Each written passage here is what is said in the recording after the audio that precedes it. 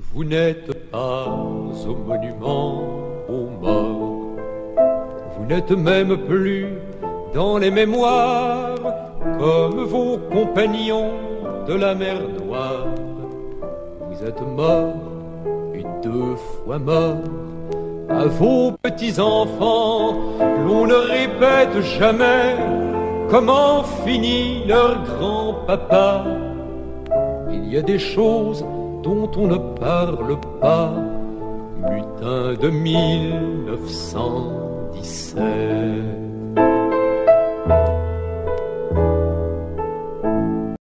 Aujourd'hui, ce spectacle est dédié à la mémoire de René Cuculos, qui est un communiste landais qui est décédé cet été.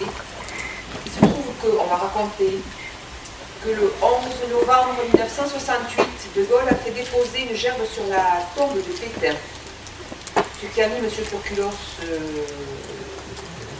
en colère. Et il s'est rendu chez Vincent Mouliat et il a recueilli son témoignage, sa vie. La presse, l'humanité s'en est emparée, et jusqu'à Alain Decaux qui en a parlé à la télévision. Une marche a été organisée sur les pas de Vincent Mouliat vers l'Espagne où il s'était réfugié. De fil en aiguille, Jean-Paul Gadi a pu raccrocher son intérêt à cette histoire et Frédéric Chauffel a écrit, mise en scène et va nous donner cette pièce aujourd'hui. Voilà. Nous remercions monsieur et madame Dupuy qui sont venus de Nassier et nous ont apporté à installer une exposition que vous pouvez découvrir dans le cinéma où on prendra un pot après la pièce. Voilà. Donc je compte sur vous pour enlever le son du téléphone. Et je vous souhaite une bonne soirée. Je remercie Antoine Vitterini qui a fait le lien entre les acteurs et l'association qui pouvait accueillir cette pièce ici, et Claude Cazot aussi, qui était notre complice local, en tant que représentant des anciens combattants du sang. Merci. Merci Véro. On tenant à l'initiative de la Libre Pensée, et une réunion où Michel Castet, ici présent, m'a parlé de la pièce qu'il avait vue en avant-première en assiette. Donc du coup, j'ai eu l'idée de la proposer à Véro. Et à Claude aussi via l'association des anciens combattants. Après j'ai plus rien fait, puisque quand Véro s'occupe de quelque chose, vous n'avez plus rien à faire. Donc merci à tout le monde. Je dois vous dire que c'est une histoire qui me parle, parce que moi dans ma tradition familiale, il se trouve que mon grand-père, sur notre théâtre d'opération, on aura peut-être l'occasion d'en parler tout à l'heure, italien en relais de force, un peu comme les Alsaciens, il a été amené à déserter aussi et à fuir en Russie. Donc merci à tous et puis voilà. N'oubliez pas ce que vous a dit Véro et je voudrais surtout profiter, puisqu'elle est quand même très modeste, je ne sais pas où elle est cachée. Véro va bientôt partir à la retraite. C'est la clé de voûte et la cheville ouvrière de l'association Culture et Loisirs depuis bientôt 40 ans. Donc c'est surtout un très grand merci à Véro. Voilà. 1917. Dans une réserve à betteraves, dans la ferme du Chênay, à Mézy, dans l'Aisne, 5 hommes, 5 soldats attendent. Dans cette nuit du 11 au 12 juin 1917, dans cette ferme du Chênay, à Mézy, dans l'Aisne, 5 soldats attendent la mort. Ces 5 hommes sont des combattants. Ces 5 hommes se sont battus depuis 3 ans. Et maintenant, ils viennent d'être condamnés par le Conseil de guerre, condamnés à mort pour mutinerie. C'est le président de la République, Raymond Poincaré, qui le premier a baptisé l'année 1917 année trouble. Et en effet, elle est trouble, parce que vraiment on ne sait plus où on en est. Ça a commencé en janvier, quand le président des États-Unis, Woodrow Wilson, a proposé une paix sans victoire. Ça a continué quand le nouvel empereur d'Autriche, Charles Ier, a commencé les pourparlers pour une paix séparée et des compromis. Ça a continué surtout en mars, quand la révolte a éclaté à Pétrograd. Le régime tsariste a été balayé. D'ailleurs, 3 jours après, Nicolas II a abdiqué. Et maintenant, on sait, on comprend que la Russie tsariste, la nouvelle Russie plutôt, quittera bientôt la guerre. Et alors, qu'est-ce qui va se passer? Eh bien, toutes ces divisions qui sont à l'Est, elles reviendront à l'Ouest. L'année trouble. Bien sûr, en avril, les États-Unis entrent dans la guerre. Ah, bonne nouvelle! Mais quand seront-ils en mesure d'acheminer des hommes, d'acheminer du matériel? Pas avant plusieurs mois. L'année trouble surtout parce que l'offensive Nivelle du chemin des dames a échoué. On en parlait depuis des semaines de cette offensive Nivelle. On disait que ce serait la fin, que les poches n'en pouvaient plus, qu'on rentrerait dedans comme dans du beurre. Et l'espoir, tout à coup, s'était levé. Oui, oui, l'espoir.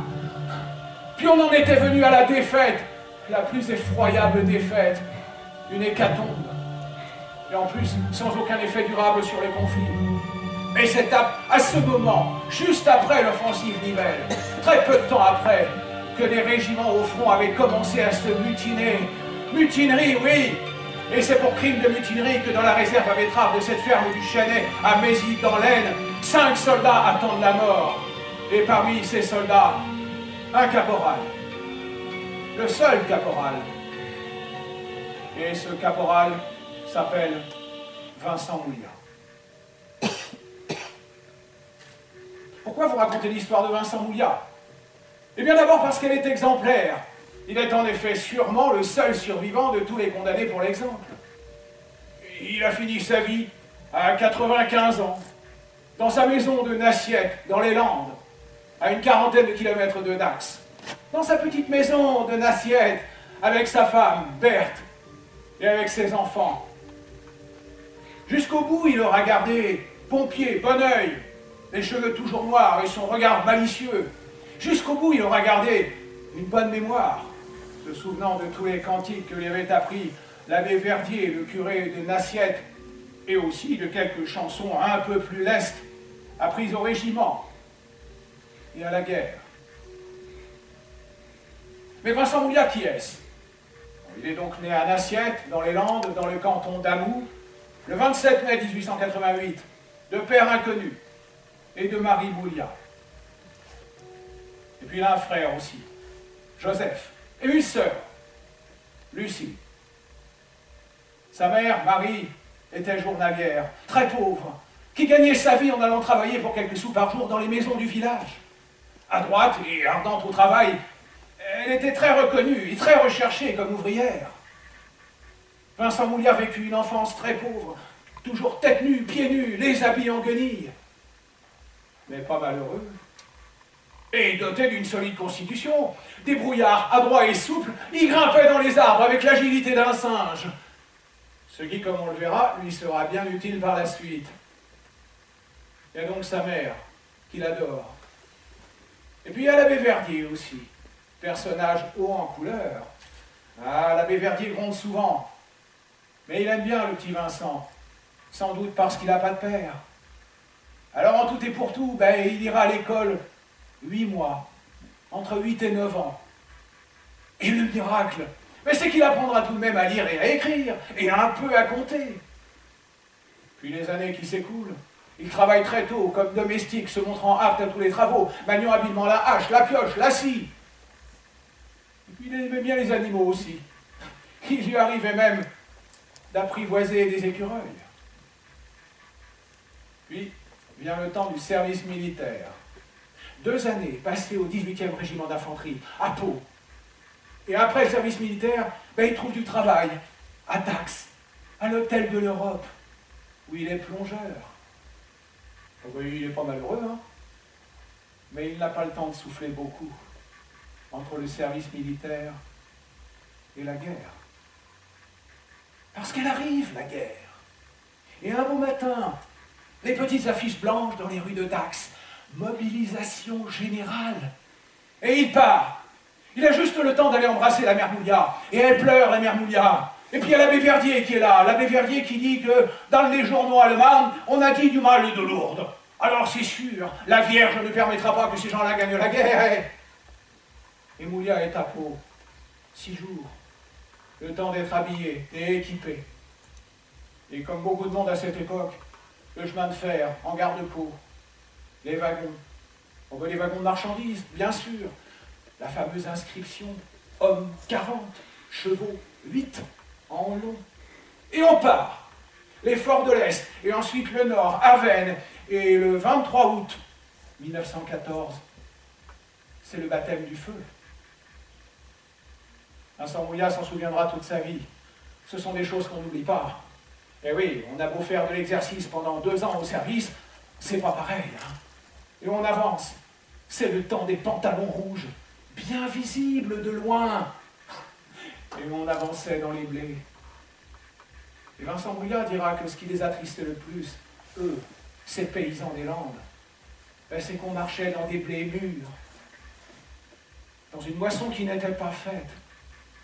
Et ça leur faisait gros au cœur à ces paysans. Et ça tire, les shrapnels, les obus, les balles qui sifflent, mais on avance, et les copains qui tombent, et ça c'est dur, mais on avance quand même. Et puis les baïonnettes, et on avance toujours, et on tente de survivre. Puis c'est l'arrivée en Belgique, qui venait d'être envahie par les Allemands, malgré le traité reconnaissant la neutralité de ce pays. Salaud de Bosch! Et puis les Belges, les villages. Vive la France! Vive la France! Et puis ces réflexions aussi, en voyant ces régiments qui s'avancent. Oh ben dis donc, hein, qu'est-ce qu'ils sont petits! Et l'explication, mais c'est normal, c'est des gens du Midi. Et Charleroi, 2 jours. Oh ben c'est qu'un mot, Charleroi. Mais c'est déjà l'enfer, le premier enfer de la Grande Guerre. Et il est là, dans cet enfer, Vincent Mouliat. Et ça tombe. Des pertes terribles, dira le soir le capitaine. Terrible, oui. On tient un moment face à la pression allemande, et puis c'est la retraite. Vincent Mouliat est à l'arrière-garde. De temps en temps, on fait face aux Allemands, on met un genou à terre, et on tire. À un moment, une bombe explose à 2 mètres de lui. Il est entièrement enseveli dans la terre. Mais il en sort, et se relève, tout étonné d'être encore en vie. Et il voit un grand Allemand qui fonce vers lui, la baïonnette pointée, la baïonnette qui le frappe au visage.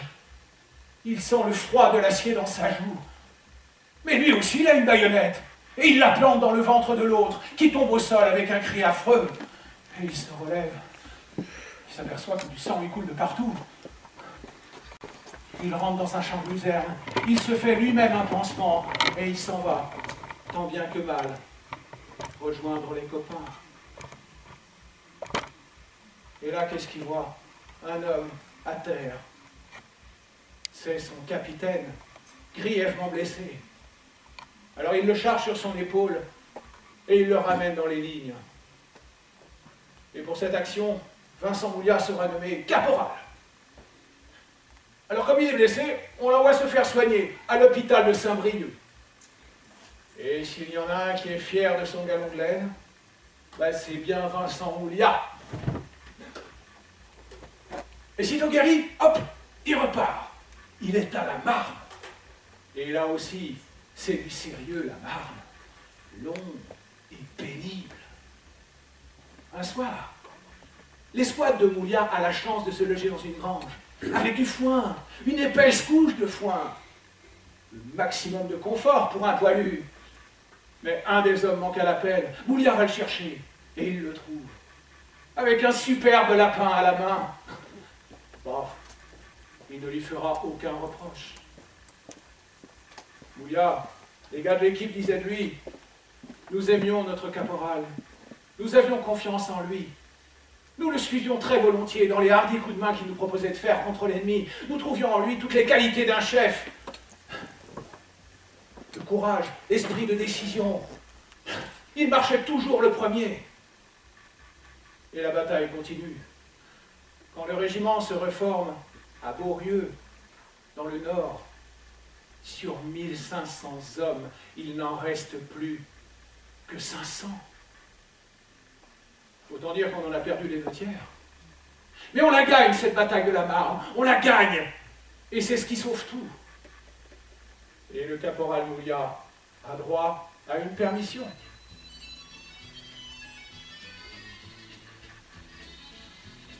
Alors, en assiette, il est accueilli par la mère Mouliat et par l'abbé Verdier.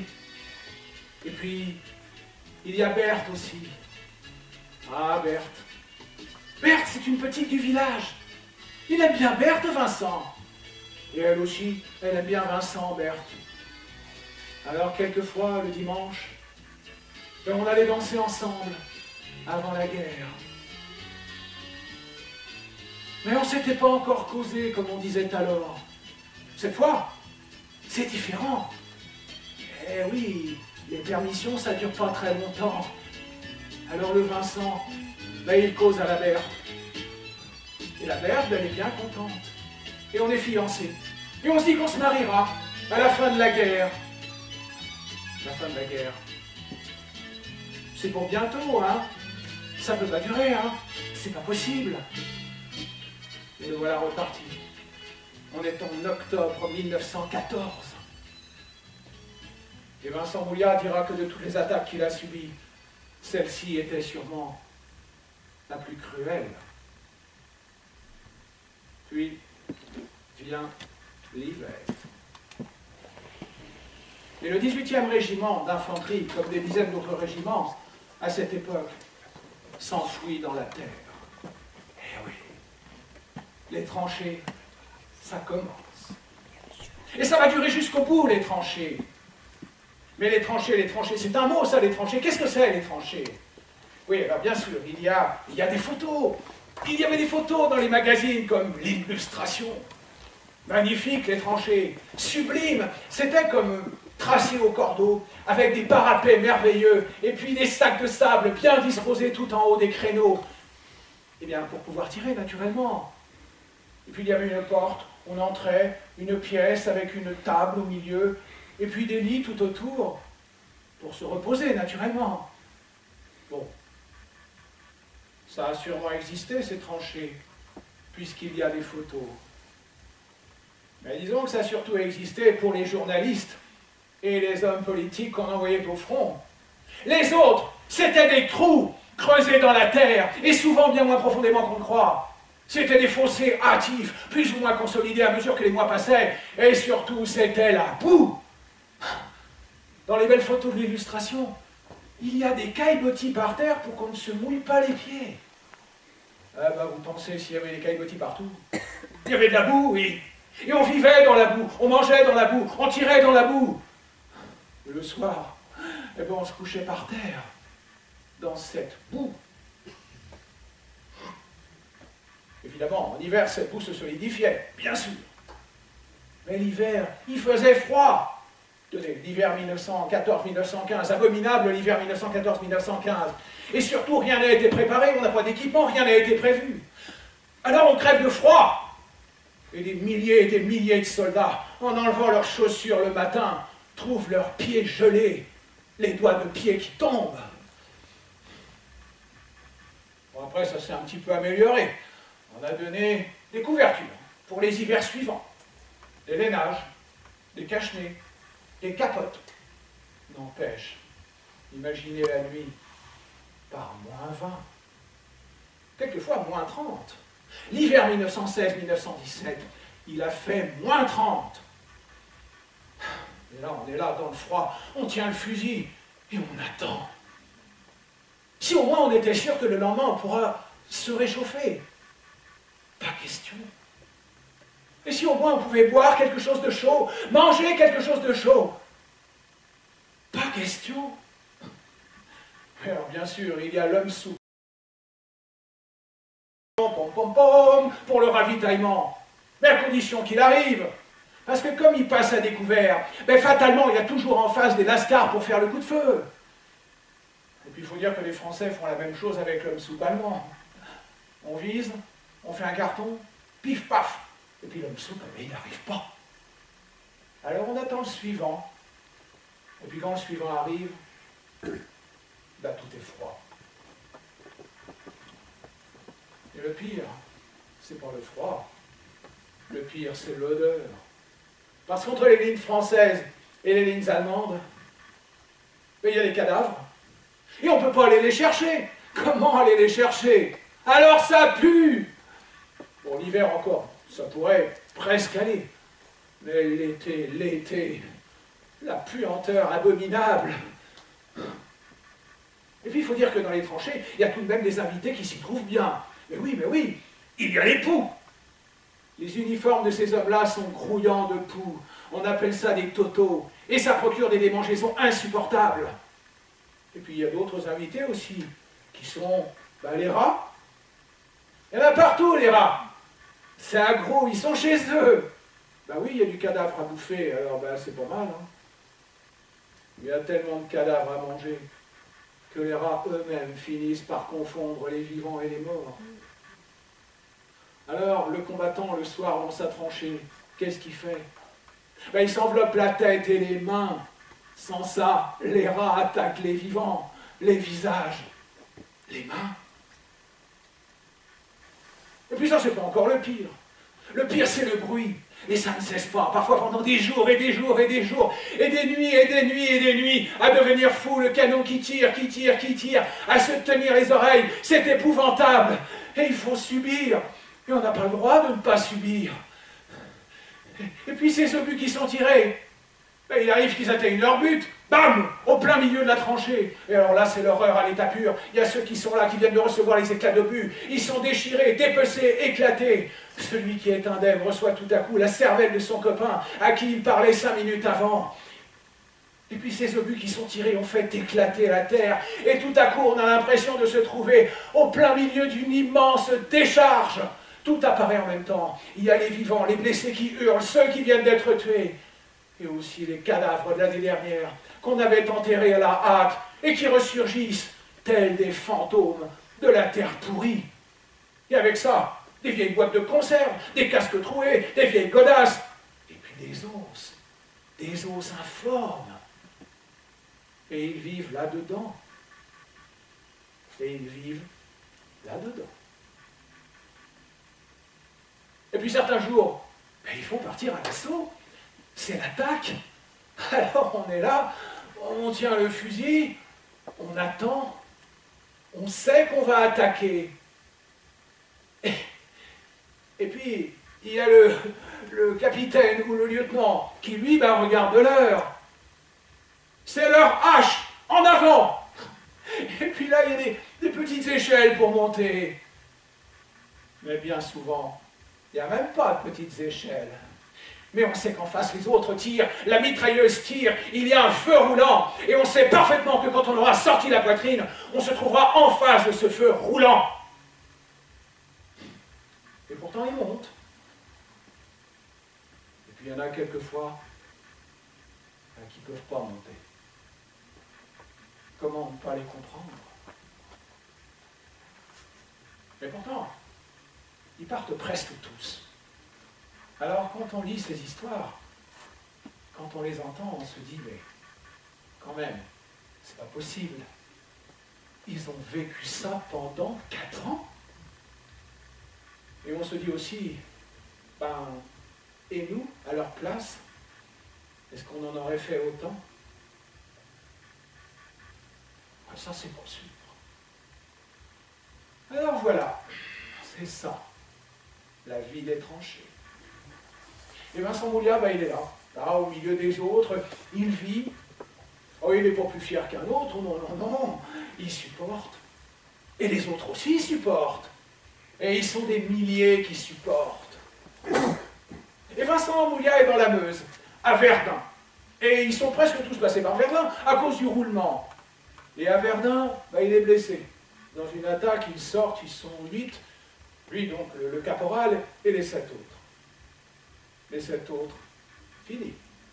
Et lui, comme il est blessé, eh bien, on l'envoie au poste sanitaire. Ah, le poste sanitaire.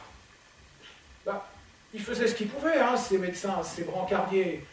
C'était même des types épatants. Mais ils n'étaient pas suffisants. Surtout après les attaques, on leur en amenait tellement qu'ils ne pouvaient pas faire face. Alors les blessés s'accumulaient dans la cour, en plein air, sous la pluie, sur leur brancard. Et à côté d'eux, il y avait un soldat avec un gourdin. Rassurez-vous, hein, c'était pas pour assommer les blessés, non. C'était pour assommer les rats qui couraient entre les brancards. Et ensuite, on les emmenait au poste d'opération. Poste d'opération. Et là, il y avait des chirurgiens qui opéraient 24 heures sur 24. Ils en avaient tant vu. On aurait pu croire qu'ils étaient blasés. Ben non, même pas. Ils n'étaient pas blasés. On leur amenait quelquefois de tels débris humains qu'eux-mêmes en étaient effarés. Et ces questions aussi par moments, comme à ce jeune soldat qu'on amène, qui a les 2 poings coupés. Ça va aller, mon gaillard. Qu'est-ce que tu fais dans le civil? Sculpteur, mon capitaine. Et Moulia soigné est ramené, parce que dès qu'on est guéri, hop, on repart. Et pour sa rentrée, il est à Douaumont. Oh, belle rentrée en vérité. C'est l'hiver 1916-1917 le plus terrible de tous. Le vin et le café sont gelés. Le pain et la viande, on les découpe à la hache ou à la scie. Eh ouais, c'est ça l'hiver. Mais on tient bon, parce qu'on se dit, mais quand même, on les a arrêtés à Verdun. Pétain avait dit, on les aura. Eh bien, on les a eus, non? Oui, enfin, à Verdun, il y a tout de même eu 1 million de pauvres types tombés des 2 camps. Mais on tient bon, parce qu'on se dit, au printemps prochain, on va faire quelque chose. Tout le monde en parle. Il y a un nouveau général. Il s'appelle Nivelle. Et il a un plan. Le moral est très haut dans les lignes françaises. On se dit cette fois, c'est la fin, les Boches n'en peuvent plus, ils n'ont plus rien à bouffer en Allemagne. On va rentrer dedans comme dans du beurre. Cette fois, ça y est, on est confiant. L'offensive Nivelle a lieu le 16 avril 1917 à 6 h du matin. De toutes les lignes, dans un grand cri. En avant! Les hommes partent à l'attaque. À 7 h, la bataille est perdue. On le sait tout de suite. Moulia et les siens partent un peu plus tard, à Craonne. Mais avant de charger, ils savent déjà que la bataille est perdue. Et oui, les nouvelles au fond, ça va très vite. On sait qu'on n'a pas détruit les mitrailleuses allemandes. Les hommes se sont rués dessus. Mais les Allemands ont tenu. On ne passe pas cette fois-ci. Et Vincent Moulia, ben, il est là, dans la tranchée, attendant l'attaque, leur hache avec les copains. Étouffant sous le masque à gaz, parce que maintenant, en plus, il y a les gaz, le froid, la pluie glacée, et la soupe qui arrive gelée, elle aussi, et immangeable parce que piqué par les gaz. En avant! Et Moulia part. Dans son secteur, ça marche plutôt pas trop mal, ils ont repris 3 kilomètres. C'est beau, 3 kilomètres. Mais bon, ceux qui arrivent au bout, ils sont pas nombreux. Enfin, c'est déjà un léger succès. Et le lendemain, un ordre. Caporal Moulia, prenez des hommes et allez nettoyer la tranchée allemande qui est là-bas. Bon, fait Moulia, bon. Qui est volontaire? Alors, dans la tranchée, on n'est pas très chaud. En fait, personne n'est volontaire. Alors, Moulia fait, je vais y aller tout seul. Et puis, il y a Bachakou, un copain. Avec Moulia, ils se connaissent depuis longtemps, c'est un gars du pays. Il fait, je vais avec toi, hein. Et puis il y a aussi un petit jeune qui vient d'arriver, lui on ne sait pas pourquoi, mais il dit, les gars, je vous accompagne. Et les 3 gars partent. Ils sortent de la tranchée, ils traversent le No Man's Land, ils arrivent à la tranchée allemande, ils descendent dans la tranchée allemande, apparemment il n'y a personne. Alors ils avancent, prudemment, tout à coup, une sentinelle. Moulia pointe sa baïonnette, l'autre lève les mains. Camarade! Apparemment, il n'a pas l'air trop fanatique. Il fait comprendre qu'un groupe d'officiers s'est réfugié dans une des arrière-salles de la grotte. Et au Fizir! Visiblement, il n'a pour eux qu'une affection très limitée. Au Fizir, fait Moulia. Bon, on va aller voir ça. Les gars rentrent dans la casemate. Ça doit être une ancienne carrière, parce qu'il y a des colonnes tous les 5 mètres. Et tout à coup, il tombe nez à nez avec un officier allemand en train de se raser. Les 3 fusils pointés, l'Allemand qui lève les mains, puis il sort son portefeuille et montre sa photo.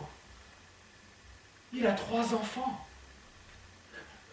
Drei Kinder, ne me tuez pas! Prisonnier. Les gars continuent d'avancer et ils vont arriver dans une autre salle de la casemate. Et là, ils vont tomber sur un groupe de 7 officiers allemands autour d'une table avec un grand gâteau et une bouteille de vin blanc. Ils se rendent prisonniers, eux aussi. Tout va bien. Mouliat envoie le jeune. Va chercher du renfort. Puis on pousse les Allemands vers le haut de la tranchée. Les renforts arrivent et on les ramène dans les lignes. Alors le colonel, il est drôlement content, le colonel. Il fait, caporal Mouliat, vous avez accompli une action d'éclat. Alors Mouliat regarde Bachacou. Il dit, t'as vu Bachacou, t'as vu, on a accompli une action d'éclat. Les deux hommes se sont compris au premier coup d'œil. Ils vont ressortir de la tranchée, retraverser le No Man's Land, redescendre dans la tranchée allemande, repénétrer dans la casemate, et ils vont aller bouffer le gâteau et boire le vin blanc. Et à leur retour, Vincent Mouliat recevra la croix de guerre sur le front des troupes. Tout de même, cité 2 fois à Craonne, Mouliat. Alors, l'offensive Nivelle du chemin des dames, échec total, on le sait parfaitement. Aussi bien au front qu'à Paris. Et Nivelle est convoqué par le président de la République, Poincaré, le président du Conseil, Ribot, et le ministre de la Guerre, Painlevé. Et il doit s'expliquer. Et il sent planer sur lui du scepticisme, mais aussi de l'hostilité. C'est qu'au gouvernement, on aimerait bien qu'il s'en aille. Mais il ne veut pas s'en aller, Nivelle. Alors quand un de ses généraux lui fait un rapport en lui disant « Mais mon général, l'hécatombe est terrible, c'est l'armée française tout entière qui va disparaître. » Il répond « La victoire est pour demain, il faut continuer. » Et à quelque temps de là, le député Ibarnet-Garay parlera en comité secret à l'Assemblée nationale. Et il sait de quoi il parle, Ibarnet-Garay, parce que ce député est en même temps officier d'infanterie. Et il a chargé à la tête de ses troupes pendant l'offensive Nivelle. Et le tableau qu'il peint est hallucinant. Il montre les hommes qui courent vers les mitrailleuses, qui tournoient, qui croient avoir passé les lignes allemandes, mais il y a encore d'autres mitrailleuses allemandes qui les balayent par le flanc. Il peint ces chasseurs, ces fantassins, qui tombent, qui ne savent plus où aller. Ces Sénégalais qui n'ont plus de commandant, qui grelottent. Alors, de tous les rangs des députés, se lève une immense pitié pour ces hommes qu'on a envoyés à l'abattoir pour rien. Et ce qui se lève aussi, c'est une immense colère, de plus en plus violente. Alors si ces députés qui n'y étaient pas sont en colère, imaginez un peu les sentiments de ces hommes qui, eux, y étaient. Et on les envoie vers l'arrière, dans des camions bâchés, et ils sont là, prostrés, gelés, dans leurs capotes caparaçonnées de boue. Et ils traversent des villes comme Épernay, Château-Thierry. Et les habitants stupéfaits entendent des cris qu'ils n'ont jamais entendus depuis le début de la guerre. Nivelle, assassin! Nivelle, assassin! Vive la paix! Vive la paix! Oui, vive la paix! Jamais l'armée française n'avait poussé un tel cri. Les mutineries ont commencé dès le début de l'offensive Nivelle. Les 16 et 17 avril, il y a déjà des abandons de poste face à l'ennemi. Et à mesure que les jours passent, le mouvement s'accélère. À Mourmelon, à Pouilly, on prend à partie les officiers, on refuse de marcher, on chante l'international. Et il y a pire. Dans un régiment, il y a un médecin militaire, très dur. Par exemple, quand un homme dit qu'il est malade, il répond « Bah, t'es un simulateur, allez, au front !» Et quand il y a des blessés, il leur dit « Mais les gars, vous êtes sur pied maintenant, allez, au front !» Eh bien, ce médecin, on le repère, on l'entoure et on le frappe. Alors 3 gendarmes arrivent pour le défendre, revolver au poing, mais on désarme les gendarmes et on les pousse vers des arbres qui sont là et on les pend. Et le mouvement s'accélère encore. Bientôt, ce sont des régiments entiers qui se soulèvent, 54 divisions, la moitié de l'armée française. Alors dans une telle tempête, comment le 18e régiment d'infanterie, le régiment de Vincent Mouliat, aurait-il pu rester à l'écart? À Craonne, le 18e régiment a perdu 20 officiers et 824 hommes. Alors on les envoie au repos. dans des petits villages, comme Villers-sur-Fer ou Mézy. On pourrait penser qu'après l'enfer des tranchées, ces hommes étaient envoyés dans des petits villages comme Mézy pour se reposer, dormir dans des chambrées, se laver, se changer. Eh ben non. Le plus souvent, on les logeait dans des granges. Et il faisait froid dans ces granges. Bah oui, c'est pas hermétique une grange. Encore heureux quand il y avait de la paille. Alors pas question de se déshabiller, de se changer. Pour se laver, il y avait la rivière. Alors l'hiver. Et pour le ravitaillement, ben, c'était comme au front. Il y avait des retards, ça n'arrivait pas. Et puis Mézy, c'est à quelques centaines de mètres de la ligne de feu. Donc le bruit était permanent. Pas question de se reposer. Quand les hommes sont arrivés à Mézy, ils n'étaient pas contents. Alors les officiers leur ont dit, mais non, rassurez-vous, c'est provisoire. Bientôt, on va aller un peu plus loin. Et puis, il y a des permissions. Ah, ça c'est bien. Oui, c'est bien. 25% de permissions. Un homme sur 4. Oh, ça c'est très bien. Oui, c'est très bien. Mais à mesure que les jours passent, ça baisse. 20%, 15%, 11%, 9% de permissions. Et le pire, le 27 mai, jour de la Pentecôte et anniversaire de Vincent Mouliat, en plus, dans l'après-midi. Un bruit court dans le village. Et qu'est-ce qu'il dit, ce bruit? Eh bien, il dit que le 168e régiment, qui devait monter en ligne, vient de se mutiner. Bon, alors les hommes, ils sont pas très surpris, tu parles. Des mutineries, il y en a tout le temps, puis il y en a partout. Oui, mais là, comme le 168e s'est mutiné, c'est le 18e qui doit monter en ligne à la place. Le 18e, le régiment de Vincent Mouliat, qui en sort à peine, qui a été brisé. Et du coup, eh ben, toutes les permissions sont supprimées. Oh, non, mais c'est pas vrai. Alors c'est la colère. Les hommes se répandent dans le village. Vincent Mouliat s'en souvient, ils couraient partout comme des fous. Il y avait des civils avec eux. Et puis il y avait des femmes aussi. Et ils ont descendu la grande rue du village sans savoir exactement où ils allaient. Et ils ont installé des mitrailleuses aux issues du village pour se sentir chez eux. Et puis tiens, on va aller crever les pneus des camions. Comme ça, on partira pas. Non mais alors. Et Vincent Mouliat dans tout ça? Ah ben, Vincent Mouliat, lui... il n'est pas d'accord. Bah oui, quoi. Moi, Vincent Mouliat, caporal pour avoir sauvé mon capitaine. Moi, Vincent Mouliat, blessé à Verdun. Croix de guerre sur le front des troupes pour avoir fait 8 officiellement prisonniers. Je ne marche pas. Ben quoi? Cette guerre, on ne l'a pas voulu.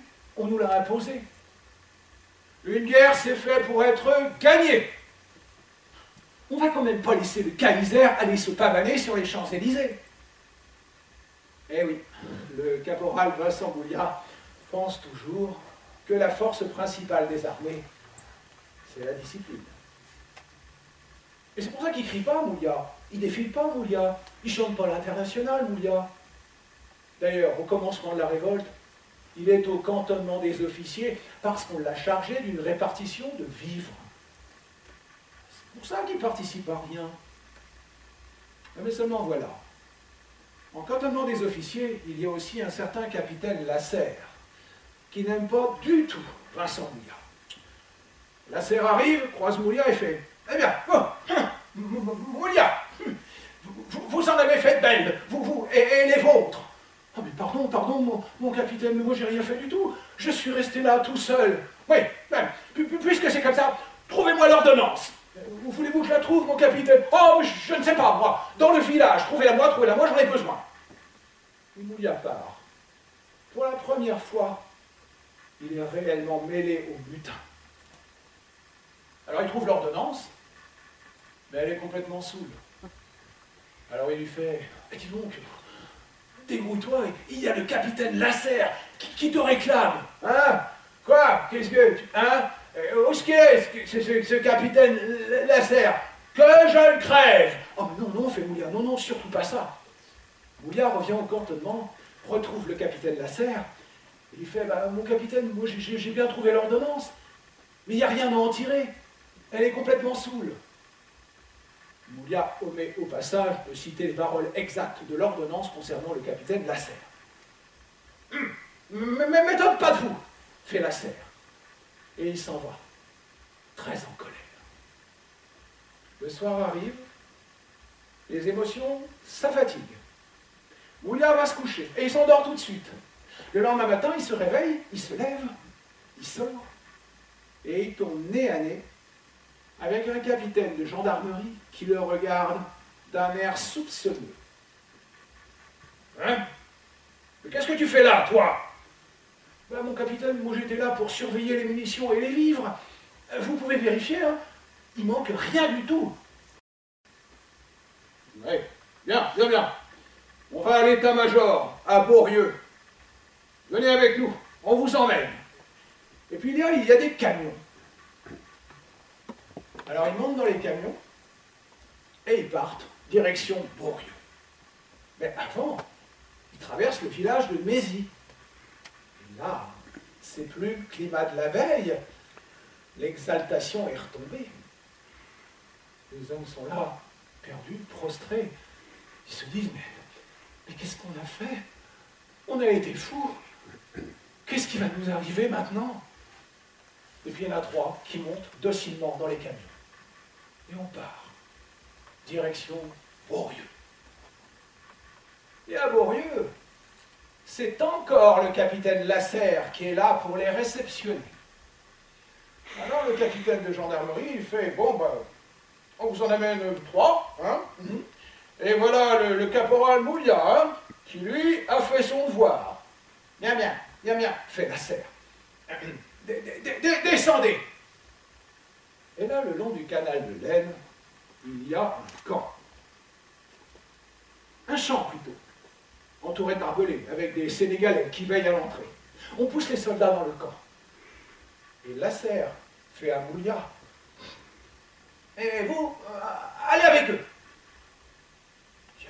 Tiens, fait Moulia. Moi aussi, prisonnier. Pourquoi? Enfin, c'est bizarre. Et il entre dans le camp. Ils ont des tentes, ils les montent, et ils s'installent. Ils sont 42 dans ce camp, du 18e régiment, qu'on a été recherché un peu partout. Et Moulia se dit toujours, mais quand même, pourquoi moi aussi prisonnier? Il m'en veut ce capitaine Lasserre.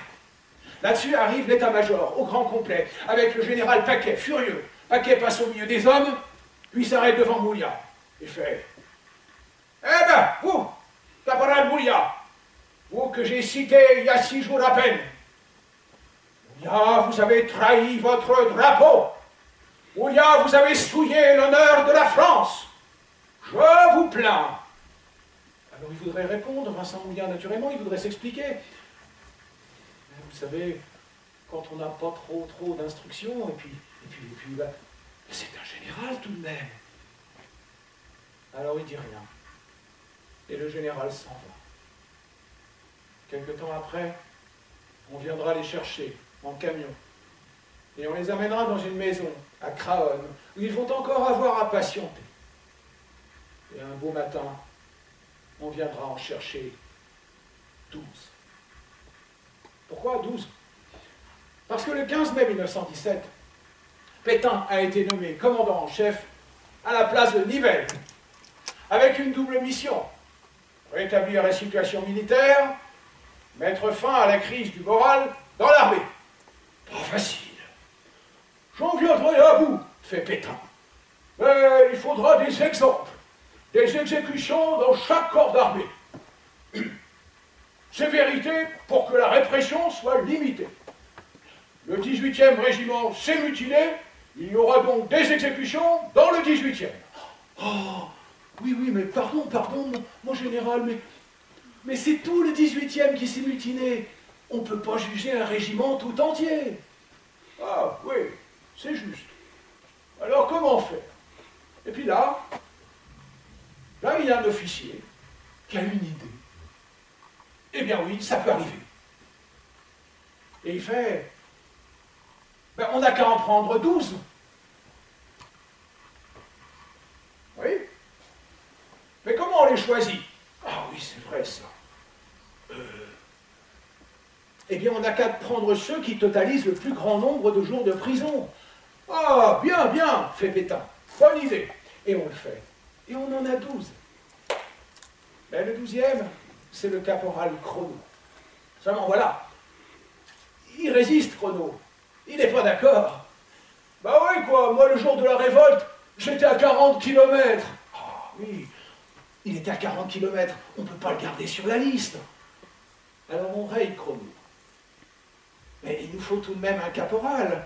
Sinon, qu'on a jugé que des hommes du rang, sans grade. Un caporal, voyons. Qui est-ce qu'on pourrait prendre comme caporal? Ah bah oui, on choisit Mouliat, parce qu'il était là. Et c'est comme ça que le 7 juin 1917, ils arrivent à 12, au conseil de guerre, à Mézy. Conseil de guerre qui a été établi dans la grande salle d'une école. À gauche, l'accusateur, le commandant Oliveri. Mouliat le connaissait, c'était un ancien marchand de poissons, d'Osgore, un grand blond. À droite, l'avocat commis d'office, le lieutenant Vivien. Au milieu, les 12 gars. Et puis, une garde d'honneur avec casque-tête, jugulaire, fourragère, enfin tout ça. Le tribunal entre, salue, tout le monde s'assied. Et ça commence. Le cauchemar commence. Le colonel interroge. Nom, prénom, matricule, grade.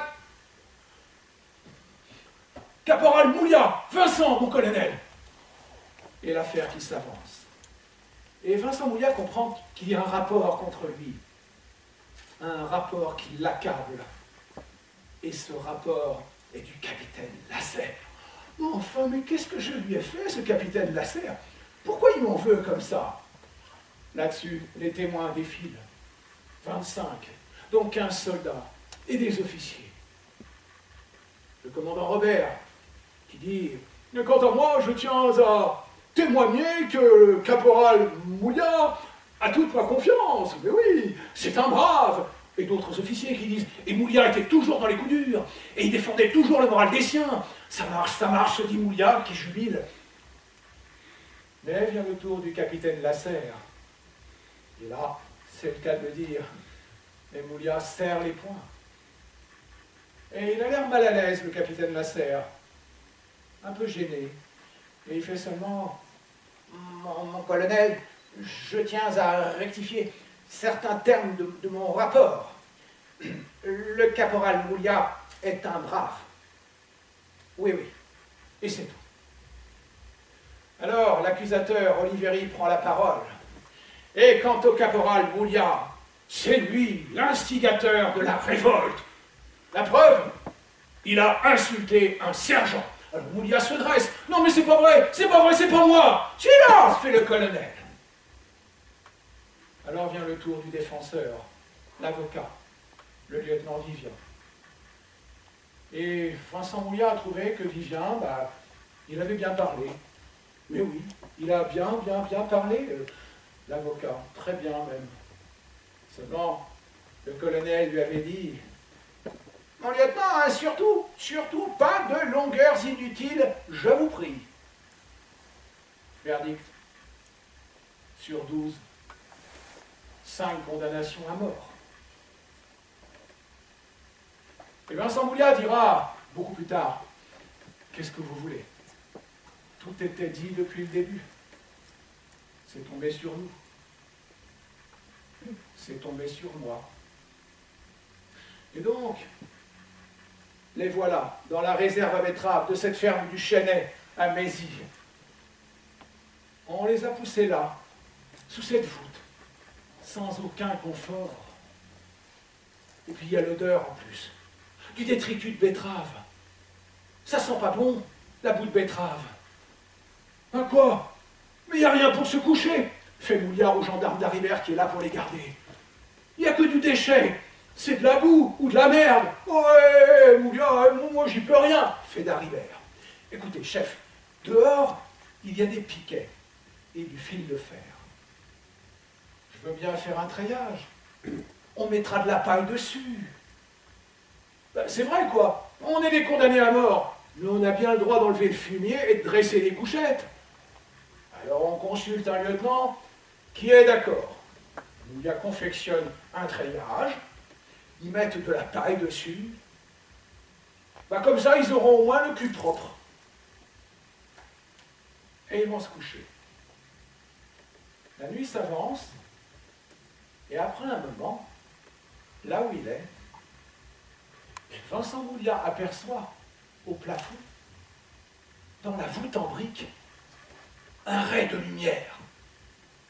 Tiens, en regardant mieux, les yeux s'habituent à l'obscurité, il distingue nettement une ouverture dissimulée sous un couvercle en tôle. Et il comprend. C'est par là qu'on doit apporter les betteraves pour qu'elles tombent dans la réserve. Intéressant. Il faudra voir. Et il s'endort. Le lendemain matin, il demande d'aller au cabinet. Un gendarme l'accompagne, il monte l'escalier, Moulia rentre dans le cabinet. Et à ce moment-là, à 100 mètres à peine, BOUM! Une bombe explose. Alors le gendarme panique. Bon, Moulia, tu y es, oui. Tu te débrouilles, Moulia, oui. Une minute, chef, je fais que commencer. Et le gendarme s'éclipse. Moulia sort alors du cabinet. Il a pris en bas un piquet et un restant de treillage. Et il les a cachés sous sa tunique. Il soulève la plaque de tôle, place en travers le piquet avec le fil de fer qui pend. Puis il rabat la plaque de tôle, redescend l'escalier et rentre dans sa prison. 2 jours, 2 nuits passent. En fait, Vincent Moulia, il avait toujours confiance. Mais oui, il se disait, mais quand même, on va pas me tuer. Pas moi, c'est pas possible. Je serai gracié. Mais dans la nuit, il entend du bruit, un piétinement, des hommes qui prennent position dans la cour. Il écoute, et il entend nettement 2 types qui parlent en patois. C'est son patois à lui, Moulia, de la région de Pau. Et le premier type dit à l'autre, tout de même, hein, j'aurais jamais cru qu'on me fasse faire une chose pareille. Et l'autre lui répond, non mais tu sais, moi je tirerais pas sur eux, hein. Moi je tirerais à côté, ou ben je tirerais en l'air. Et Moulia comprend. C'est le peloton d'exécution. Plus une minute à perdre. Alors Moulia va réveiller le gendarme d'Aribert qui dort. Chef, réveillez-vous. Hein, quoi fait d'Aribert. Qu'est-ce qu'il y a, Moulia? Eh ben chef, j'ai la colique. Ah bon? Et alors? Eh ben chef, je venais au cabinet. Oh, Moulia, tu nous emmerdes. Si c'est pressé, tu fais par terre. Oh ben non, chef, c'est pas une réponse, ça. Levez-vous. Alors, en maugréant, Daribert se lève, puis se dirige vers la porte d'entrée. Il l'ouvre et il se lève. Bon, on y va. Pendant ce temps, Vincent Moulia tire doucement la porte vers lui, la referme, tourne la clé dans la serrure. Le gendarme d'Aribert est enfermé dehors. Alors Moulia retire ses chaussures, tire sur le fil de fer qui se déroule et grimpe en enfonçant ses doigts et ses orteils dans les trous du treillage. Arrivé en haut, il attrape le piquet, repousse la plaque de tôle, passe péniblement par l'étroite ouverture et hop, le voilà dehors. Mais pas de chance, il tombe sur une sentinelle. La sentinelle est ahurie. Il faut dire que la nuit est noire, il n'y a pas de lune, il n'y a pas d'étoiles, rien. Qu'est-ce que tu fais là, toi? Fait la sentinelle. Et Moulia, tu reconnais pas ton cuistot? Fait la sentinelle. Et Moulia, profitant de la surprise de la sentinelle, bing, lui donne un grand coup d'épaule qui l'envoie rouler dans l'escalier. Pendant ce temps, le gendarme d'Aribert essaie d'ouvrir. Il appelle, bon Dieu, Moulia, où es-tu, Moulia, bon Dieu. Alors d'Aribert monte 4 à 4 l'escalier. Et arrivé en haut, il aperçoit nettement dans le fond de la prairie l'ombre de Moulia qui s'échappe en courant. Alors Daribert tire, et Moulia court, et court si vite qu'il ne voit pas qu'au bout du pré, il y a un énorme treillage. Il tape dedans si fort qu'il rebondit comme un ballon. Alors il se relève, étourdi, puis il prend son élan et hop, il saute par-dessus le treillage. Il n'avait jamais sauté si haut de sa vie, Vincent Moulia. Et Dalibert tirait toujours, pan, pan, pan, pan. Et Mouliat court, et contourne le village par le haut, puis redescend vers le canal de l'Aisne.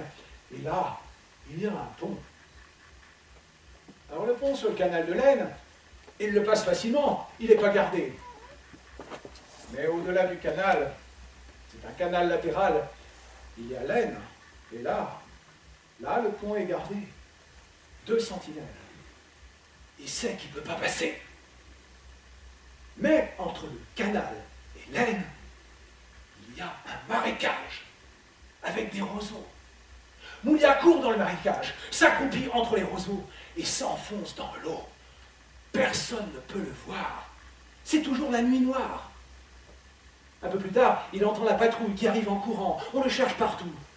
Ni vu, ni connu. La nuit s'avance, puis l'aube.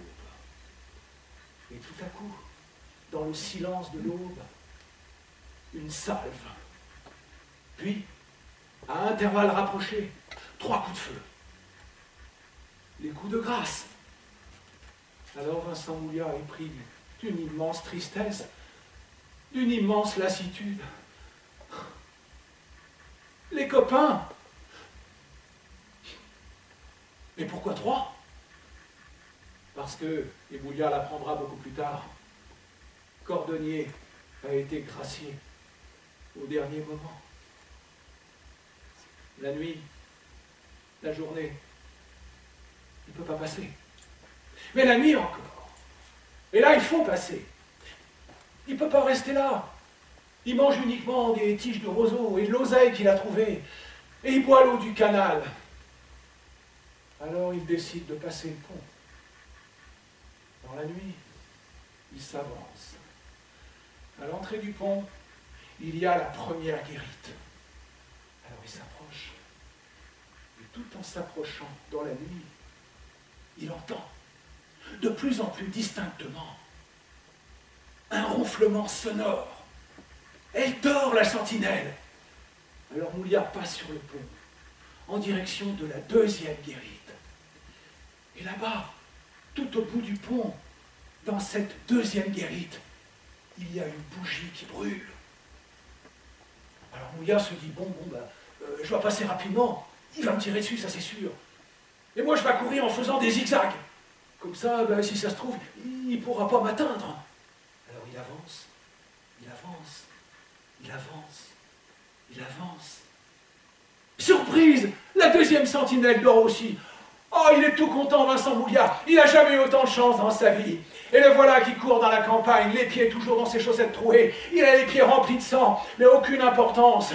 Il ne sent aucune douleur. Il court, il court, il court. Et en courant, il arrive au village de Pargnan. Un très joli petit village. Et à Pargnan, il va aller frapper chez une dame qu'il connaît, Madame Charpentier. Et Madame Charpentier lui ouvre, le reconnaît et le regarde. Et dans quel état, vous imaginez? 2 jours dans les roseaux, la chemise tachée de sang, le pantalon déchiré, les pieds nus. Oh, ben alors, c'est vous, monsieur Mouliat? Oui, Madame Charpentier, oui, c'est moi. Cachez-moi, ils me cherchent, ils vont me tuer. Oh, ben alors, entrez, monsieur Mouliat. Il entre. Vous avez faim, peut-être? Oh oui, madame, oh oui. Alors, 1, 2, 3, 4 assiettes de soupe, il en aurait mangé 3 douzaines d'assiettes de soupe. Et Madame Charpentier va le cacher dans un réduit pendant 2 jours. Elle va accumuler des fagots tout autour de lui. Et à la fin du 2e jour, elle va le trouver et lui dit: vous savez, monsieur Mouliat, il y a des soldats partout dans le village. Et tout le monde parle de votre évasion. On parle plus que de ça d'ailleurs. Alors c'est trop dangereux. Il faut partir. Et Mouliat part dans la nuit. Mais pour aller où? Et là, il a une idée. Il se trouve en ce moment au plateau de Pessy, à 100 mètres à peine de la ligne de feu. Pourquoi ne pas y retourner? C'est vrai, quoi. Il passe sa vie dans les tranchées, Mouliat. Alors il se dirige vers les lignes. Une tranchée. c'est la relève. Il profite de la relève et entre dans la casemate. Et là, il trouve un sac. Alors il l'ouvre. Et dedans, il y a une vieille tunique et une capote. Il les prend. Un peu plus loin, des brodequins. Les brodequins lui vont. Un peu plus loin encore, un fusil, un mousqueton. Le voilà équipé. Mais pour aller où maintenant? Paris. Pourquoi pas Paris? J'ai une tante qui habite à rue de Breteuil. Elle me cachera. Et puis Paris, c'est grand, Paris. On ne me trouvera pas. Oui, Paris. Mais en attendant, il faut encore passer le canal de l'Oise à l'Aisne. Et là, les sentinelles ne vont pas dormir. Ça se refait pas deux fois, un coup pareil. Et pourtant, Vincent Mouliat a encore une fois de la chance. Une file de camions passe au ralenti sur le pont. Mouliat bondit dans le dernier camion, traverse le pont, et de l'autre côté, il continue à pied. Et il va marcher comme ça pendant 8 jours. 8 nuits plus exactement, puisque la journée, il se cache. Et il dort pour ne pas être repéré. Il mange, il ne sait même pas ce qu'il a mangé. Un jour, en rencontrant un détachement militaire, il a osé faire la queue et présenter sa gamelle comme les autres soldats. C'est le seul repas qu'il ait fait vraiment. Vincent Mouliat n'avait que 7 francs dans sa bourse. Le gendarme d'Haribert l'avait soulagé de son pécule militaire. Grand bien lui fasse. Alors, pour s'alimenter, il partageait avec les oiseaux les fruits des cerisiers. Un jour, près de Château-Thierry, il tombe dans une mare profonde, d'où il ne sort qu'avec peine. Le lendemain, il se dépouille de tous ses vêtements pour les faire sécher et se recouvre le corps d'herbe pour se mettre à l'abri des moustiques qui le dévorent. Puis il trouva du travail chez divers paysans, ce qui lui permit de gagner un peu d'argent pour s'acheter du pain. Il arrive au pavillon sous bois, un tramway. Il grimpe dans le tramway, il arrive à Paris. À Paris, les gares étaient remplies de poilus permissionnaires. Se cacher au milieu d'eux dans la cohue peut paraître facile au premier abord. Mais Vincent Mouliat découvrit plusieurs dangers pour lui. Tout d'abord, il n'était pas si aisé d'entrer dans les gares et d'en sortir. Des gendarmes, des agents, des contrôleurs contrôlaient les permissions, et évidemment, lui n'en avait pas. Il avait aussi à craindre d'être reconnu par d'éventuels camarades. Eh oui, heureusement, ses longs cheveux et sa barbe broussailleuse lui rendirent bien service en cette occasion. Par précaution, il remonte le bout de son nez avec un fil de soie qui, partant de la tête et descendant derrière les oreilles, traverse les longues moustaches. Vu de profil, sa figure était parfaitement méconnaissable. Un autre danger pour lui était son costume. Ah oui, son régiment n'était pas censé être en permission, mais au tranché. À la gare de l'Est, il demande son chemin pour l'avenue de Breteuil. On le lui indique. Au 17, il entre et frappe à la porte vitrée de la concierge. Une femme apparaît.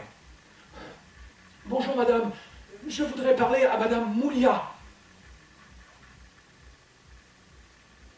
Elle n'est pas là, madame Mouliat. Je suis son neveu. »« Oh, elle n'est pas là, madame Mouliat. Elle est partie, madame Mouliat. Elle n'habite plus ici, madame Mouliat. » Où est-ce qu'elle habite alors? Oh, ben ça, je ne sais pas. On ne sait pas, hein? Ben non, on ne sait pas. Et claque la porte. La vérité, c'est qu'en chemin, Vincent Mouliat avait écrit à sa tante en lui disant « J'arrive ». Et elle avait pris peur, la bonne femme. C'est pour ça qu'elle n'avait pas voulu se montrer. Alors, plus de tante. Où aller? Ah, le pays. Pourquoi pas le pays? Alors il part pour le pays. À la gare Montparnasse, il se dirige vers les cabinets. Un poilu de la région de Montpellier, ayant besoin des cabinets, avait suspendu à l'extérieur tout son équipement. Tunique, capote, casque, musette. Mouliat s'empare de tous ses effets et met les siens à la place. Puis, contournant la gare Montparnasse pour atteindre le train de Bordeaux, qui va partir dans un instant, il se heurte à une espèce de brute de sentinelle qui l'interpelle méchamment. « Et toi là, fiche le camp, et plus vite que ça. »« Mais camarades, je meurs de faim, Laisse-moi au moins aller au buffet. Ouais, au buffet. Ouais, t'as l'air d'un bon gîte. Allez, tu files au buffet, mais tu reviens tout de suite, hein. C'est l'affaire d'un quart d'heure, promis, juré. Évidemment, Moulia ne va pas au buffet, il contourne le buffet, il va aller grimper dans le train de Bordeaux qui démarre l'instant même. Et là, il se mêle à un groupe de poilus permissionnaires basques. Au milieu d'eux, il ne serait pas contrôlé. Il passe toute la journée dans le train. Et le soir, il arrive à Bugloz. Il n'y a pas de contrôle à Bugloz. C'est un petit village, tout près de la maison natale de Saint-Vincent-de-Paul. Et Moulia marche, marche, marche. Et au matin, il arrive à Dax. Alors il se précipite chez le père de Berthe, qui justement travaille pour l'armée en plus. Le père de Berthe lui ouvre. Quoi, c'est toi? T'es complètement fou. Tout le monde te cherche, les gendarmes, l'armée, tout le monde. Prêtez-moi au moins un vélo pour aller jusqu'à Nassiette. Non, pas question. Pas de vélo. Tu vas te faire prendre et on reconnaîtra le vélo et je serai complice. Va-t'en, Moulia, va-t'en. Et Moulia part, seul, sur la route. 40 kilomètres. Il arrive à Nassiette, la maison de sa mère. Il frappe. La voix de sa mère. C'est toi, Joseph? Elle le prend pour son frère. Oui, c'est moi. Ouvre-moi. Ouvre-moi vite. La mère Moulia lui ouvre. Oh, Vincent! Et boum, elle tombe comme une masse sur le carreau. Revenue à elle, la mère Moulia tient un bon moment les mains de son fils dans les siennes, en répétant « Mundi, Mundi, Mundi », sans pouvoir en dire plus. Oui, bien sûr qu'elle va le cacher dans le vieux four à pain qu'on n'utilise plus. Et Vincent s'inquiétait. Les gendarmes étaient-ils venus à la maison? Oui, bien sûr qu'ils étaient venus. Tous les jours au début, puis de temps en temps depuis 2 ou 3 semaines. Ils avaient cherché partout, recherché des courriers, bouleversé les tiroirs, avaient placardé un avis de recherche sur la porte de la mairie. Et la mère Moulia tenait toujours les mains de son fils dans les siennes, en répétant « Mundi, Mundi, Mundi ». Mais qu'avait-il donc fait, mon Vincent? C'était-il vrai que c'était un meneur, un mutin, un mauvais français, un déserteur? Un déserteur. Et Vincent la rassurait, racontait son histoire, l'énorme injustice dont il était victime. Il fallait attendre la fin de la guerre. Une fois la paix revenue, on la lui rendrait, sa justice. Et la mère Moulia va cacher son fils pendant plusieurs semaines dans le vieux four à pain qu'on n'utilise plus. Et Berthe est avertie. Et elle vient le voir à la nuit tombée. Elle ne peut pas s'en empêcher. La petite Berthe, la petite couturière. Mais dans le village, les gens la voient aller la nuit chez la mère Moulia. Et bien sûr, ça commence à bavarder. Alors allez Vincent, il faut repartir. Alors il va se cacher dans les bois, Vincent Moulia. Et il se construit une cabane, et pas n'importe laquelle, on s'en doute. Prudent et rusé comme on l'a déjà vu, il commence par aménager dans les épais ronciers d'un secteur de la forêt un véritable tunnel, comme ceux où se faufilent les animaux sauvages. On ne peut s'y glisser qu'en rampant, et encore, si on est mince et souple. Au cœur du roncier, il défriche plusieurs mètres carrés de broussailles, abat des arbres. Il se construit quasiment une vraie maison, avec un toit de chaume à 2 pentes, percé d'une cheminée. Il la cerne d'un fossé pour la protéger des eaux, construit une table et un chalit où il dormira sur un matelas de foin. Il nettoie un coin de bois pour y planter du persil, de l'ail, des oignons, de l'oseille, quelques pieds de salade et même des fleurs. Il aménage un lieu d'aisance et un lavoir, alimenté par les eaux de la source qui jaillit tout près. Il entoure sa propriété de piquets, reliés entre eux par une double paroi de lianes entrelacées qu'il comble d'argile tassée. C'est une hutte, une cabane, mais c'est aussi un fortin. Et pour sa détente, son confort, il s'est même fabriqué un fauteuil où il aime à s'asseoir près de la cheminée. Parce qu'il sait que ça va durer. Et ça dure. Ça dure. Et le problème du ravitaillement commence à se poser. Parce que le persil et les oignons, ça va un peu. Mais il lui faut de la viande. Il n'ose pas se servir de son fusil, le bruit éveillerait les soupçons. Alors il se rend subrepticement la nuit dans le village pour y dérober des œufs par-ci, une poule par-là. Mais dans le village, le bruit commence à se dire que Vincent Mouillat est de retour. Certains le croient, d'autres en sont sûrs. Une nuit, un habitant du village, Fédancieux, qui s'appelle, aperçoit une silhouette de femme toute de noir vêtue, portant un foulard. Il la salue, pas de réponse. Ce n'est que bien plus tard qu'il comprendra qu'il s'agissait de Vincent. Mais une autre fois, un type le voit. Et à la tête du type, Vincent comprend qu'il va le dénoncer. Et oui, son instinct de bête traquée l'avertit du danger. Alors il suit l'homme dans la nuit, jusqu'à la maison que celui-ci habite. Je suis sûr que Mouillat se cache dans la forêt. Il faut le signaler aux gendarmes. Dans son émotion, Vincent heurte un balai qui tombe avec bruit. Les lumières s'éteignent, silence dans la maison. Le dénonciateur a peur. Alors Vincent s'enfuit. Pour la première fois, il perd son sang-froid. Il court avertir Berthe.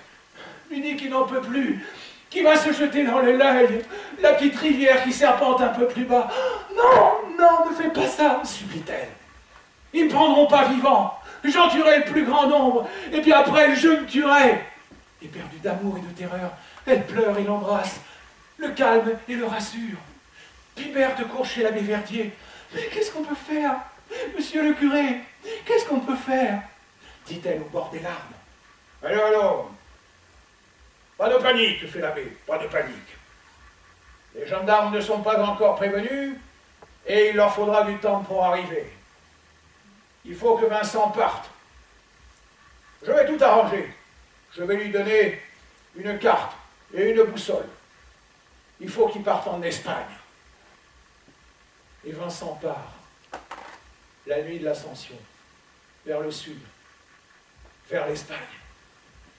Mais pas de chance. À 4 ou 5 kilomètres de Nassiette, il tombe dans un fossé rempli des eaux de la dernière pluie. Vincent est trempé. Il revient et court se sécher dans le grenier de son oncle qui habite aux Gaillottes. Au matin, il est découvert par son oncle. « Quoi? C'est toi? Mais qu'est-ce que tu fais là? Tu es complètement fou. Tu vas tous nous faire arrêter. Va-t'en, Mouillat, va-t'en !» Décidément, les gens de sa proche famille ne sont pas très courageux. Paf, ils ont peur. Voilà tout. Et Vincent, dans la forêt, put reprendre son voyage. Combien de jours, combien de nuits plutôt. Il passe par Mauléon, par Tardets. Une patrouille de gendarmes le surprend, mais il se cache dans le cimetière. Il parvient encore une fois à leur échapper. Puis les montagnes se rapprochent, les Pyrénées. Il demande son chemin à un berger, puis la neige arrive, et la frontière. Il contourne le port de Larro par un chemin très escarpé pour éviter les douaniers. Et c'est l'Espagne! Pamplune! Ça y est, il y est! Pendant ce temps, l'abbé Verdier a été avertir Berthe qu'il avait trouvé une voiture et quelqu'un pour amener Vincent en Espagne. Mais il était déjà parti. Au bout du compte, Vincent Mouillat aura réussi une évasion qui ne doit rien à personne, sinon à lui-même, son courage, son audace, une détermination sans faille, une chance insolente aussi par moments, son astuce, sa vigueur physique et morale, et l'amour de Berthe, bien sûr. Après son départ, il y a eu un défilé incessant de villageois pour visiter sa cachette dans les bois, sa cabane fortifiée, la maison de Pilou, comme on le surnomme à Nassiette. Et Berthe? Eh bien Berthe, malgré la surveillance permanente dont elle est l'objet, Berthe le rejoint en 1919 à Saint-Sébastien. Et l'abbé Verdier est du voyage, lui aussi. Mais oui, je tiens à être là. Parce qu'ils vont se marier, ces deux enfants. Et c'est moi, Verdier, qui vais les marier. Et pas question que ce soit un autre, hein. Et j'apporte même les alliances. Et c'est la fin de la Grande Guerre et les millions de morts qu'elle a fait. Alors, il refait sa vie en Espagne, Vincent Mouillat. D'abord dans la fabrication de charbon de bois, puis dans la charpente, devenant en 3 ans ouvrier hautement qualifié. Les enfants naissent, il a du travail. Mais il repense toujours à cette affaire de Mézy, et il n'arrive pas à s'y habituer. Quand même, pourquoi est-ce que c'est tombé sur moi, cette affaire-là? Et comment est-ce que des choses pareilles peuvent arriver? Il prendra contact au fil des années avec de vieux compagnons de tranchée, d'anciens sous-officiers, des généraux même intervinrent pour le défendre. Seulement, aucune mesure de grâce individuelle ne fut accordée, ce qui en dit long sur la volonté des états-majors de maintenir la validité des jugements mortels qui avaient frappé les mutins, ou prétendus-tels. Et Berthe?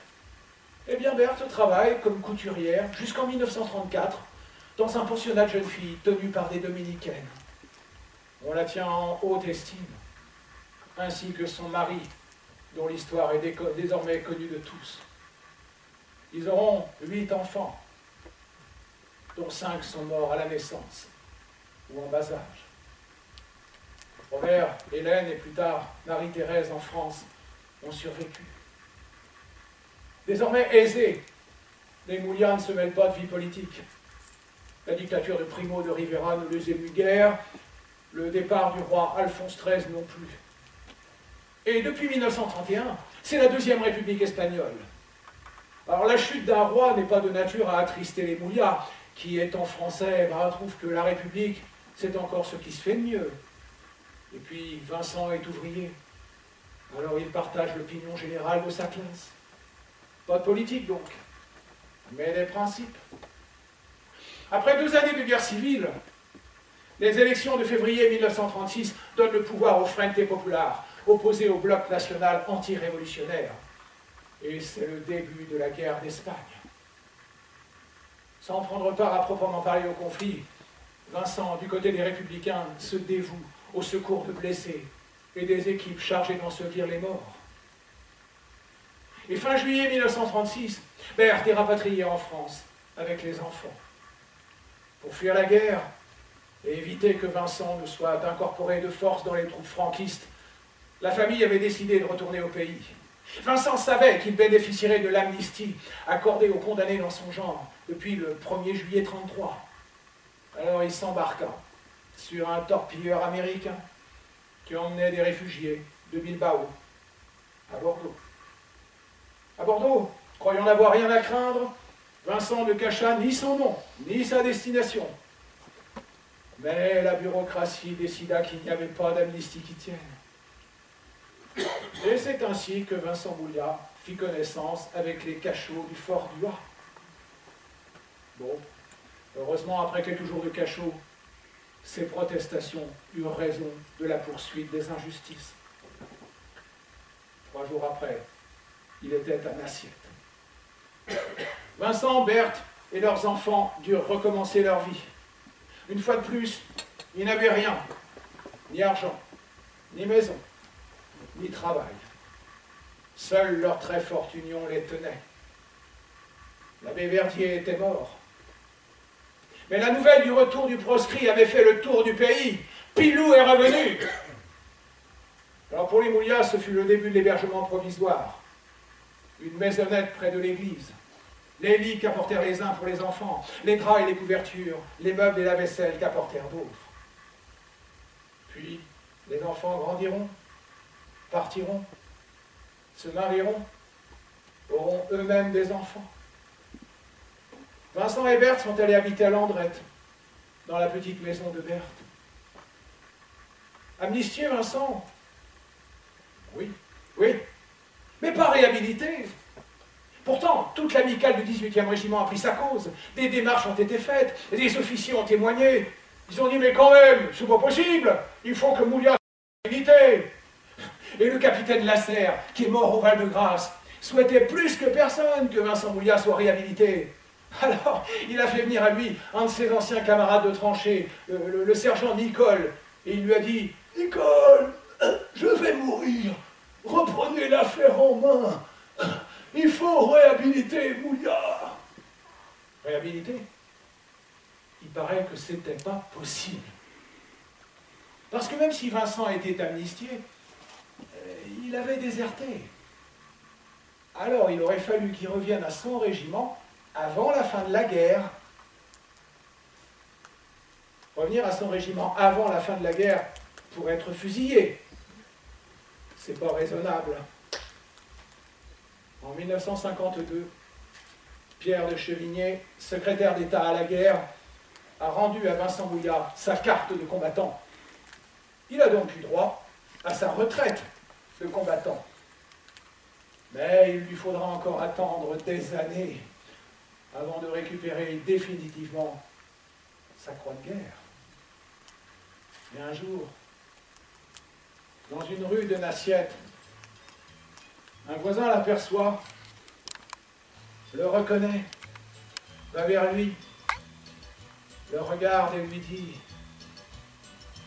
« Quand même, hein, monsieur Mouliat, quand même, hein, c'est moche, la guerre, hein ?» Là, il est tout saisi. Il n'y avait jamais pensé, Vincent. Puis, il a raison, le voisin.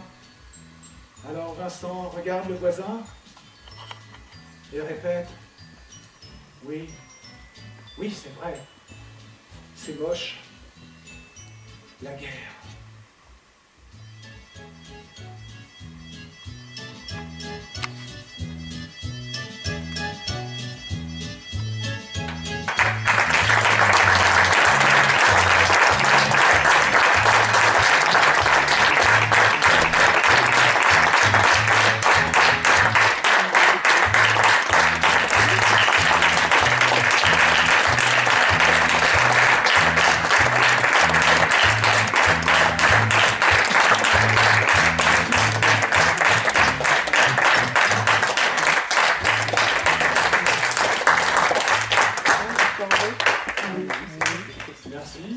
Merci de votre écoute attentive. Donc, merci à Jean-Paul, donc il me suit pour la technique depuis un an déjà, plus, je ne me souviens plus encore. Donc, merci à la mairie de, je vais dire de Nassiette, pardon. Merci à la mairie de Sabre de nous avoir reçus et à l'association Loisirs et Culture. Merci donc à Véronique et à Didier. Merci aussi à tous les gens qui sont venus de très loin, comme monsieur, madame Dupouille. Merci. Merci à Alain et puis Béatrice, d'accord, d'être venus aussi. Merci à tous les gens qui sont venus. Et puis, écoutez, au plaisir de vous revoir une prochaine fois. Merci.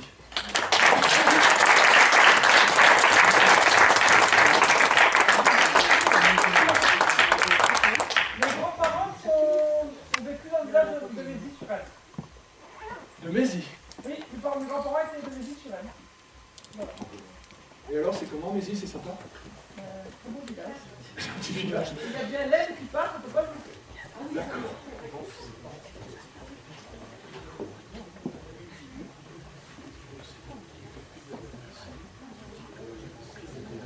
Ah oui, excusez-moi. On voit aussi ici, devant moi, pile en plus, la petite fille de Vincent, donc la fille de Hélène. Donc, excuse-moi, je ne sais pas...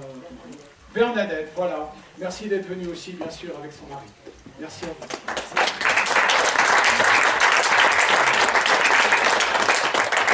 J'espère que ce spectacle vous a plu, vous a intéressé. Il y en a parmi vous qui connaissaient l'histoire, bien sûr, mais sans doute qui ne la connaissaient pas. Donc j'espère qu'elle vous a intéressé et surtout qu'elle vous a ému. Si je l'ai faite, moi, parce que mon camarade Jean-Paul m'avait demandé, c'est aussi parce que cette histoire m'a énormément ému que je me suis lancé là-dedans. C'est pas n'importe quelle histoire non plus. Voilà. Merci beaucoup. Merci. Oui, c'est Alain.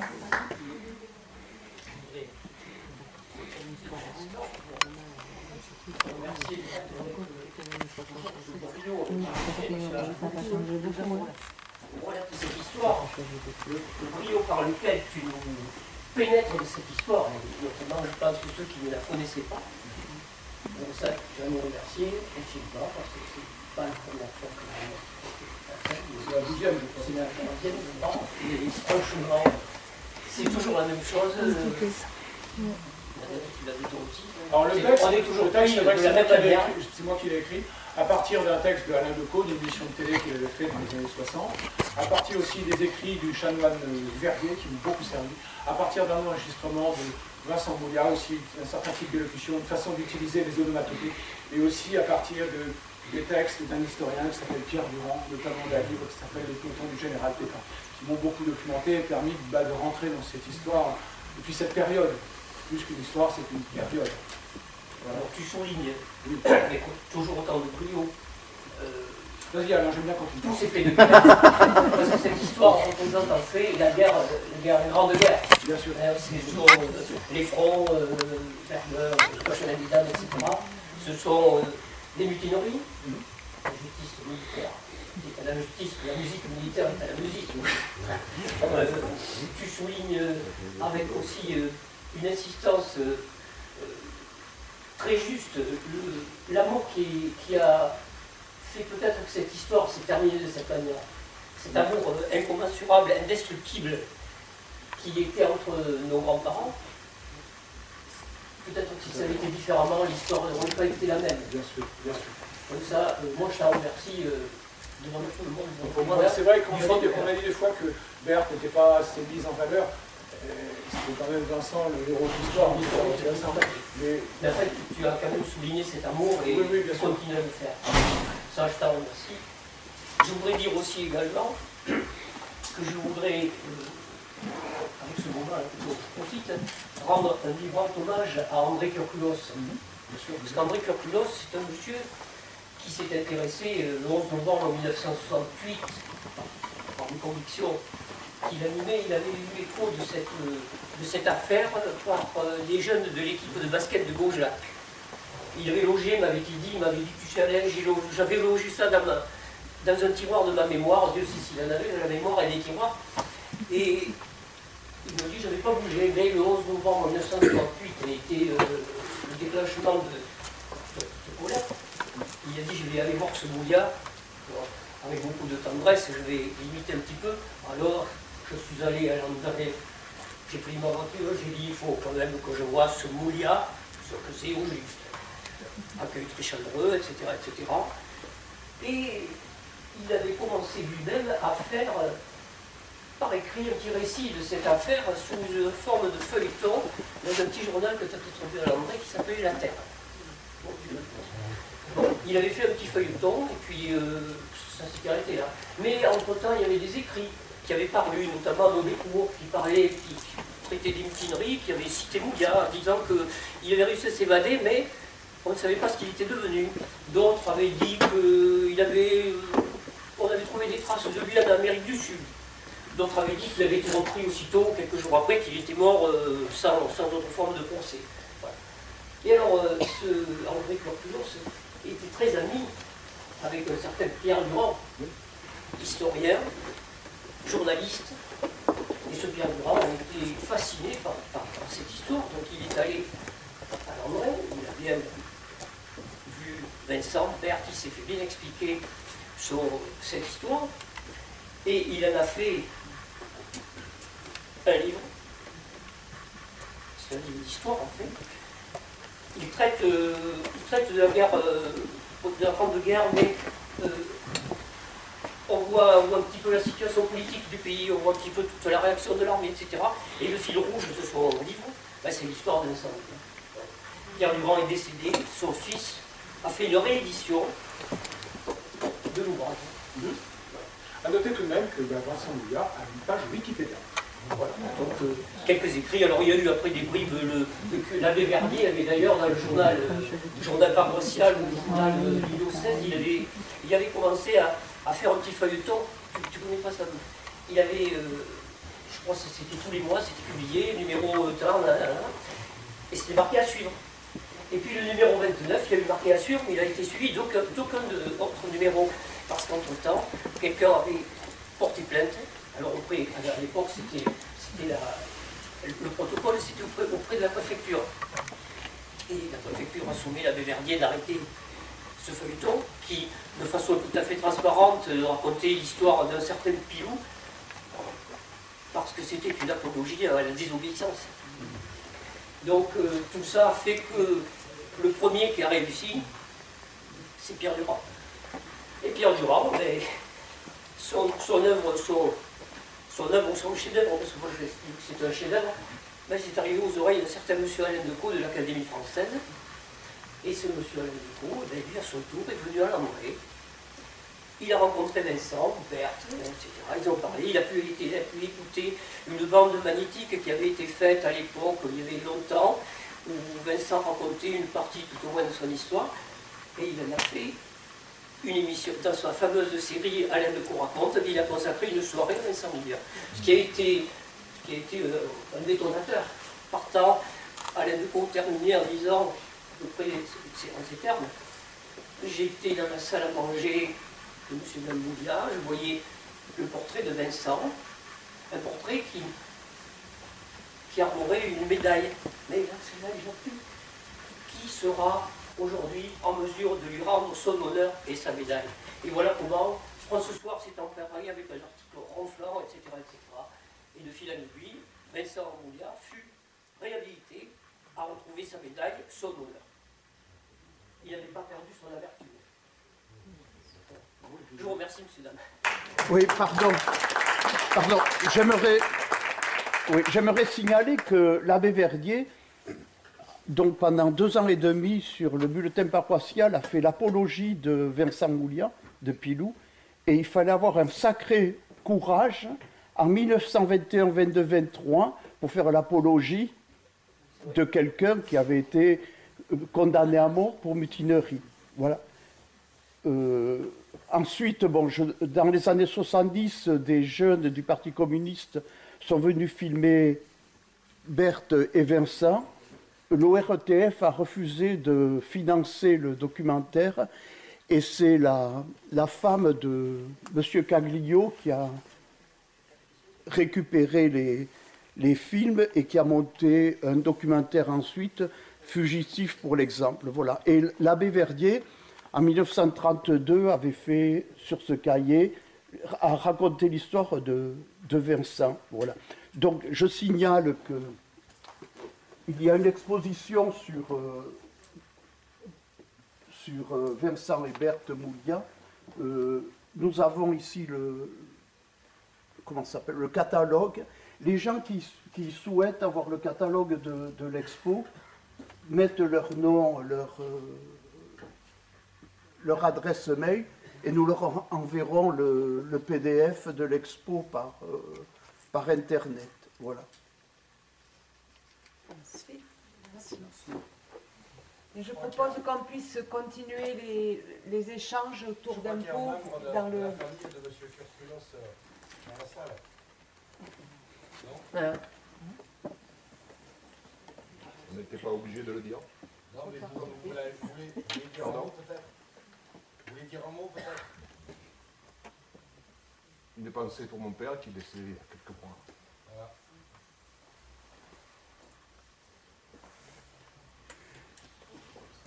Monsieur Curculos nous a constamment suivis, il est arrivé chez nous, il n'a jamais voulu qu'on vienne le chercher. Pardon. C'était quelqu'un d'extraordinaire.